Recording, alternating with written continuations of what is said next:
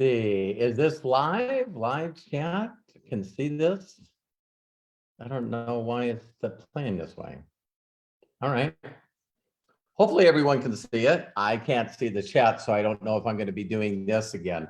But bottom line, today's title, there it is. Hi, Melody. Thank you so much. So the title today is Overthinking. Overthinking. Now, I know for a fact that none of you ever do this.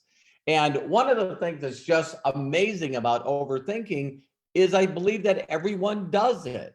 And what it really is it really is our mind basically procrastinating and actually coming up with a distraction. Because what our mind wants to do is our mind goes, I don't know if I'm going to be good at this. This is going to be uncomfortable. I don't want to look stupid.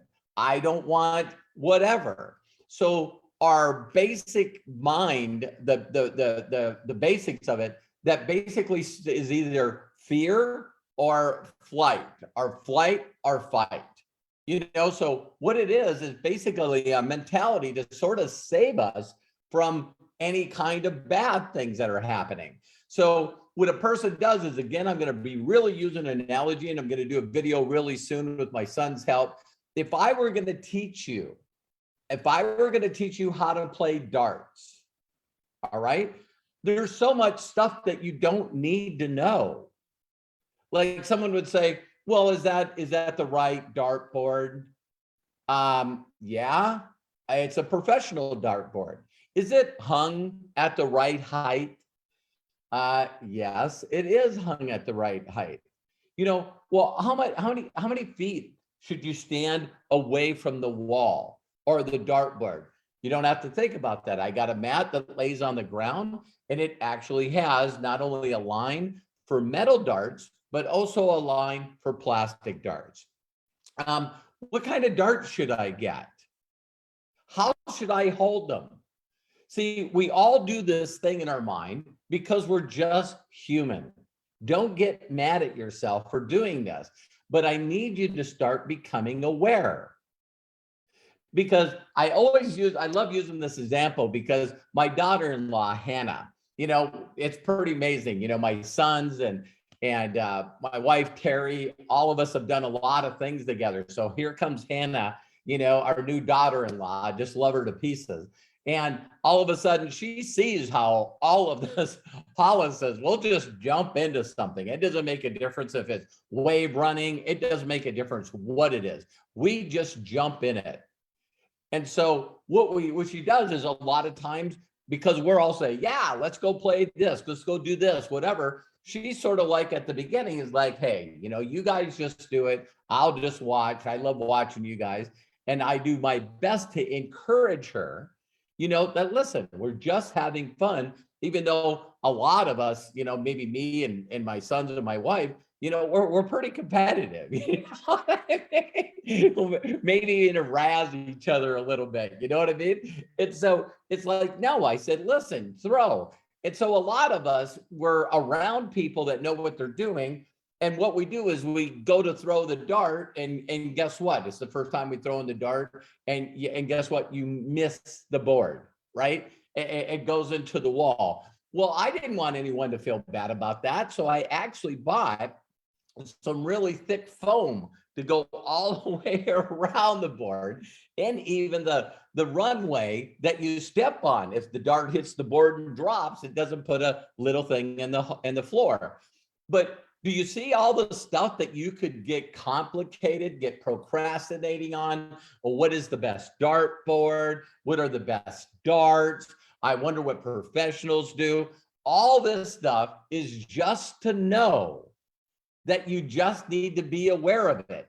It's virtually impossible to stop the talk and the chatter. And what I talk about is it's a Dino. For those of you that are really young and never seen the Flintstones, you can go on YouTube and put in Flintstones and put Dino, D-I-N-O. And it's this little dinosaur, because it back in the prehistoric times, right? And so you got, you know, the little Dino, and it's going, and we got them all in our head. Now, there's two groups of people who are watching this. One is going, oh my God, that guy's got voices in his head. And then the other ones that are saying, yeah, me too. we got all these. So every time we think about doing something, we're always thinking, what could go wrong? If I made a mistake, what are people going to say? What if I mess this up? What if I embarrass myself? What if I humiliate myself? I'm telling you, there's not one thing you've done in your entire life where you didn't have those same thoughts. But yet, you can drive a car, you maybe gotten a job, you maybe had a relationship. I always use this example because I think it's so funny. Is, in your younger life, there was a time where people, when I was around people and I was young, I'm talking maybe 10, 12, that arena. All of a sudden, you'd get around a group of people and they go, Bobby, do you have a girlfriend at school? And I would go, no, stop teasing me. That's not funny. Girls have cooties. It's like, ick. I can't even imagine having a girlfriend. You know what I mean? What are you talking about? You know what I mean? And all of a sudden you got someone you like, and it's what's that song? KISSING or whatever it is. Kissing in the tree or whatever.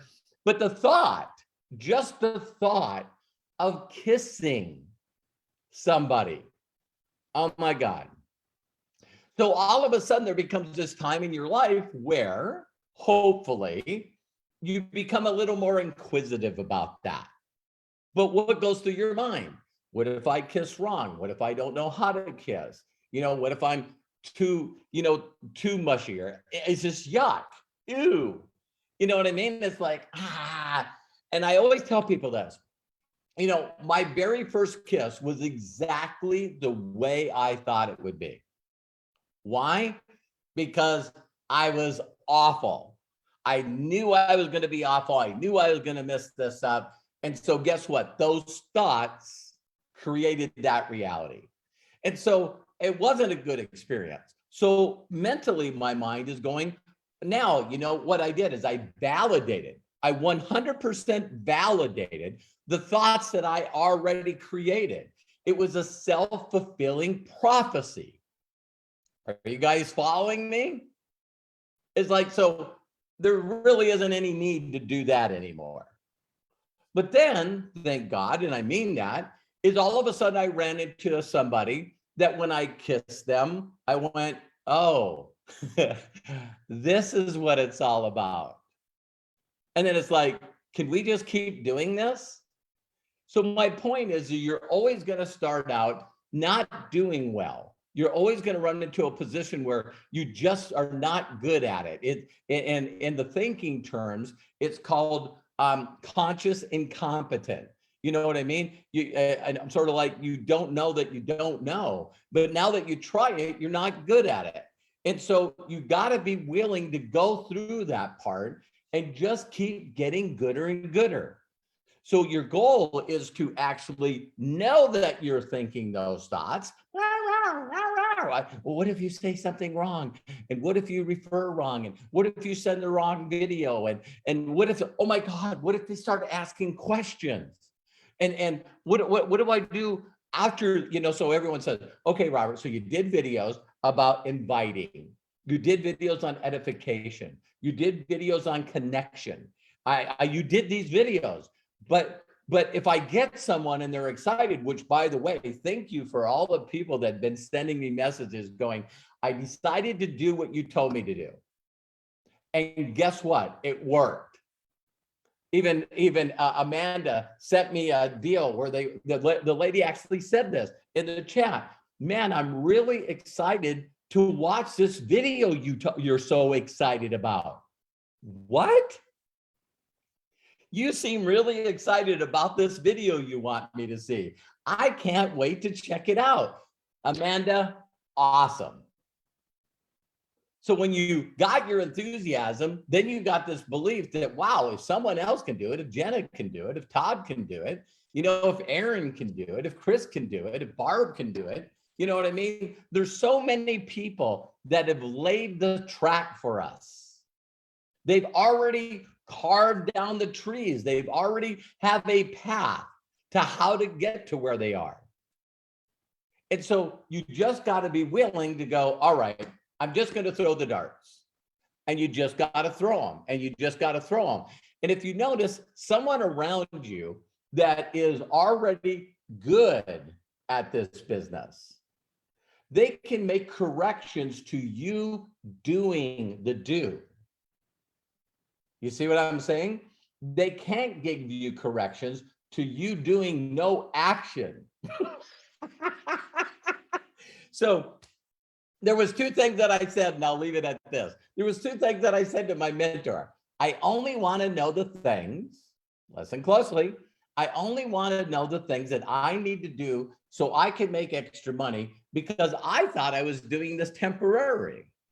I look at my whole serendipity life, and I only did what Bill told me because I wanted to say as little as possible to as many people as I could, as fast as I could. And I trusted him because I thought I just need to make money until my knee heals. And then I'm going to try to go back and be a mechanic. I never looked at this as a long-term deal, but I needed the urgency was I needed to make $3,800 like yesterday, getting kicked out of my apartment. So again, there's two kinds of people, one group that's inspired, and the other people like me that are desperate. You know what I mean? So inspiration or desperation. I was desperation. So I wasn't willing to change what he said. And like I said on the other videos, and please watch them, I didn't get a script. He said, listen, you need to contact people. You need to get them, ask them to help you out. And then you got to edify me. I did the video on edification, and you got to invite them to watch the video. And I went, no problem. Because I was saying as little as possible, as many people as I can. Did I overthink? Let me give you one example of overthinking, and you guys can all laugh at me. I lived in San Fernando Valley, Encino. It was actually, we lived in Canoga Park. And so this is my thinking, okay, I'm going to take a shower. I had a cast on my leg. I'm going to go. I need to find, where would people be? Where would the most people be? Downtown LA, around the skyscrapers. I got in my beat up Toyota that I had a pawn loan on, got dressed in my best, which wasn't the best, right? And I go down there, and I can't afford parking. So I find a place to park, and then I walk down to the First Interstate building, and a lot of people are walking around there. And I overthought so much that I said, if I can work for somebody else for 8 hours, I'm going to work for myself for 8 hours, and I'm going to give it all that I can. I went down there for 8 hours. Guess how many names I got my first day? 0. Why? Overthinking. My stomach was in knots. My hands were sweating. I was going like, what if the security guard calls on me? What if I get picked up for soliciting? Whatever. But my mind was like, oh my God, what if a person looks at you? Get away from me. It's like I created all these imaginary things in my mind. But I did it. And so I drove back home, and then I said, you know what? I'm doing it again tomorrow. Second day, I get one business card. No, I handed out a business card. How many of you sent out a business card to somebody and they never call you? Oh my God. It's like, oh, so those were my first 2 days. Then I went out the next day. I got 3 people to give me their name and phone number so that I could call them when they got back off of work to schedule a time to go down. Then I got better and gooder and gooder and gooder. And then one day I went, oh my God, there's people in Canoga Park. I don't have to drive 2 hours in rush hour traffic. I could actually go back. And I thought, wow, what if all the people that are in the valley have to drive into that city? There, I finally got something I can relate to them. I'm going, hey, do you know anyone that would be interested and making extra money, and not have to be on a commute? They could do this from anywhere. And then I started going, where's a lot of people in the San Fernando Valley? The mall. I'll go to the mall. And I went to the mall and I started going to food courts. And when I brought people in this business, I would take them and show them. Watch how easy it is to just walk up to a person. Hey, how are you? Great. Then I got even smarter. I seen people in groups. And when people were in groups, I always seen one person seem to be running the show. They were the ones that were doing the most conversation. So I would approach them. Why? Because I finally got to a point where I didn't care. I didn't care what other people thought. I knew that it was numbers. And if I would go through the numbers, like Jim Rohn said, that I would get results. And I did. I got massive results. Now, to finish up the story, I got to the point where I only had to go out 2 times a week, and I would get over 70 names in a day. 70 names in a day. Why? Because I had the opportunity of a lifetime. My lifestyle, my income, everything that I created by doing the thing, by just practicing, doing the do, allowed me to get better and better and better every day. And I got better, like I seen here, Angela said, my posture, my attitude, people can tell that I'm serious, that I know what I'm talking about. And that's why I started doing these lives every day now. Here's a thing that I'll be posting tomorrow at 4:00 Pacific time. Which would that be? 7:00 on the West Coast. 4:00 tomorrow. I'm going to start doing an opportunity of a lifetime. We're probably going to come up with a good name, but it's basically going to be, me sharing the MDC story. And I'm going to start doing them at 4:00 on Tuesdays, Thursdays at 7, at 10:00 on Saturdays. I'm going to do 3 a week. And I will pour my heart out to show you guys how to do this. And some of you are going to overthink it. And some of you know that I come into this, go to the top, then I take some time off. I'm back.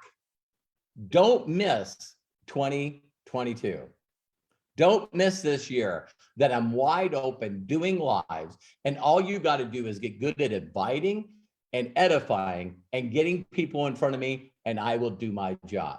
Another announcement really quick too is if some of you look in the back office and click under websites, I sent in a presentation, and my incredible upline and new CEO, Jen Oswego, uploaded it. So, so if you want to pick my presentation, it's very unique and different. It's the way I was taught for the last 30 plus years. And the video is very simple. It shows people that they need to take these steps to get into action. End of question. You know what I mean? If they want to get educated, I'll show them how to get educated in the back of the MBC office. So with that said, stop overthinking. Just be aware that you're doing it, and then just start throwing darts. Every one of you know this that have played any kind of, horseshoes, cornhole, darts, any kind of little competitive thing. It's called beginner's luck. And it's always fun to get beginner's luck, and they just do it. They finally realize, oh my God, the rest of the people around me are going to bowl. I might as well bowl. Then all of a sudden they don't care. I might as well have fun doing this, darn it. I might as well just start having fun doing this. And then all of a sudden, wow, you got a couple of pins, no more gutters. Then it's funny, you get humbled because then you get a gutter. Then all of a sudden, then you throw again. And it's funny how eventually you get a strike. So now you know it's possible, like throwing a dart and you hit the number you intended to throw at, or throwing a bullseye. My wife and I love watching a lot of reality stuff, and we love watching Big Brother. We love watching The Amazing Race. We love watching Survivor. Real people overthinking, doing stupid stuff. And in The Amazing Race, you had to pick one thing, either decorate cakes that look like a flag, or you got to play darts because it's so big in Europe. And you had to throw 3 darts and get a bullseye, but your partner had to throw 3 darts and get a bullseye at the same time. You know what I mean? And guess what? You could see the people that were playing that some of them have never, ever, ever, ever thrown a dart. But they eventually moved on toward the race because they got a bullseye, because they just kept throwing. And so, you got someone there that knows what they're doing, and they're saying, throw this way, try this way. Don't move your whole body, just move from your elbow up. Hold it like a pencil. So I'm telling you, you can hit your target. Angela, I love your meme. This is great. So you guys are gonna have to tell me, and maybe I seen Craig on here, where we did it this way because of the glitches. So Facebook, I guess, had some glitches at the beginning, and you can tell me whether or not they were there. But be aware that you're overthinking. Your overthinking is because you don't trust your ability to learn something new. Be willing to go through the mistakes and fail yourself forward. So lessons are just lessons. So people never move forward because they go, I just don't know what to say. Yeah, you do. Yeah, you do. And when you really get good at this, it's virtually, you say something different to virtually everybody. So, why? Because you're starting to tailor what you say to the person's profile. You start, depending on who they are, you might even ask them questions. Like, people used to put people in front of me, and the first thing that I would say is, Eric, before I get started, can I ask Tom some questions? And Tom would go, sure. And I said, Tom, listen, before we get started, why would you want to start a business? Why would you want to start a side hustle? Why would you want to? And almost 90% of the time, the people said, to be honest with you, I never even thought about it. And I went, well, really? Why? Well, because Eric just told me that I needed to meet you. And Eric won't let up on me. So I just thought I'd meet you, and then I could say I did it. So then I would take it away from him. I then would turn around and say, hey, Tom, listen, we don't have to talk about business at all. If you're not interested, we can just talk about kids. We're here anyway. Let's have a cup of coffee and go from there. Today it would be on a Zoom, of course. And all of a sudden we'd be talking. I'd ask him what he's doing and where he's from. And it always comes around for getting permission. They then would look at me and now, well, Robert, can I ask you a question? Sure. I'm interested in hearing what you have to say. That's why I'm here. Oh, okay. Let's cover that. Let me show you how to create a free account, and I'm going to walk you through the stuff in the back of the MDC office so you can get all the information you need. There you go. So this one was overthinking. You know what? I would love you guys to be able to put top topics that you would like in here. I can go on forever, but I wanted to always go, with a little bit of mindset, a little bit of how to get over, your limited thinking, what's holding you up. And then, like yesterday, cover a topic that actually is showing you exactly what you need to do. It blew me away how many people sent me a message and said, I never thought about connecting with another human being like that before I asked them to do me a favor. So I know it's a great video. So I appreciate each and every one of you. My son, Matthew, thank you so much. Is creating the graphics to keep you guys updated. And starting tomorrow, another announcement is I'm going to do my very, very, very best to do this update, a new topic at 12 every day. 12 Pacific, what is that? 12, 1, 2, 3 Eastern. So I'm going to start doing it so everybody knows when they are. I've had quite a few people that reached out to me, a dear friend, Jim, and was going, man, if you tell me when they're going to be, I'll rearrange my my schedule so I can be on them live. There's another announcement. This Saturday, what I'm going to do is do my very first. I used to do these all the time, and this Saturday, that would be 1 o'clock Pacific time. I'm going to do Ask Me Anything. And listen to me when I say this. I mean it. I don't care what you want to ask. My goal is to help you get past whatever thoughts in your mind that are holding you back.